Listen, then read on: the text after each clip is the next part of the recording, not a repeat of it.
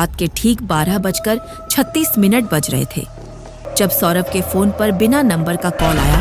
Screen पर कुछ भी नहीं लिखा था, बस कॉल अपने आप उठ गई और दूसरी तरफ से कोई बोल नहीं रहा था। सिर्फ बहुत धीमी भारी सांसों की आवाजें थी, जैसे कोई बहुत देर से जिंदा रहने की कोशिश कर रहा हो। और अचानक उसी कॉल पर एक टूटी हुई फुसफुसाहट गूंजी, तुमने मुझे सुन लिया, अब मैं आ रहा हूं।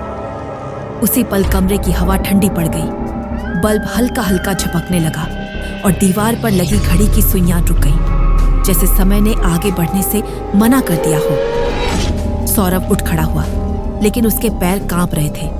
मोबाइल हाथ से छूटकर गिरा और स्क्रीन पर अपने आप एक लाइन टाइप हो गई, पीछे मत देखना। उसकी गर्दन के पीछे अचानक ठंडेपन का एहसास हुआ, जैसे किसी ने बहुत पास से सांस ली हो, और उसी जगह से धीमी हंसी सुनाई दी। अब आवाज फोन में नहीं थी, आवाज कमरे में थी, बिल्कुल उसके अंदर। दीवार से खुरचने की आवाज आई, जैसे कोई अंदर से बाहर निकलने की कोशिश कर रहा हो। प्लास्टर झड़ने लगा और दीवार पर उंगलियों के निशान उभर आए, 1 2 3 4। हर निशान के साथ कमरे में एक नई सांस जुड़ती गई, और अब सौरभ साफ महसूस कर पा रहा था कि वो अकेला नहीं है।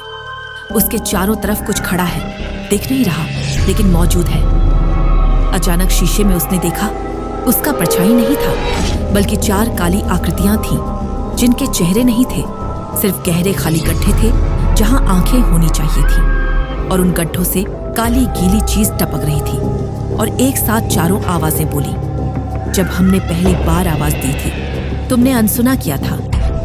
सौरभ को याद आया, इसी कमरे में पहले भी अजीब आवाजें आती थी, रात में रोने की, दीवार के अंदर से मदद मांगने की, लेकिन उसने हमेशा हेडफोन लगा लिए थे। दीवारें पास आती गईं, फर्श नरम हो गया, जैसे किसी जिंदा चीज पर खड़ा हो, और तभी उसके कंधे पर एक ठंडा गीला हाथ रखा गया।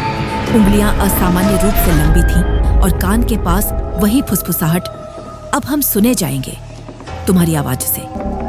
उसकी परछाई दीवार से अलग हो गई और सामने खड़ी होकर मुस्कुराने लगी, और उसी पल उसकी चीख रिकॉर्डिंग में बदल गई। सुबह जब दरवाजा तोड़ा गया, कमरा खाली था, कोई लाश नहीं, कोई निशान नहीं, बस फर्श पर पड़ा मोबाइल, जिसमें एक नई ऑडियो फाइल सेव थी।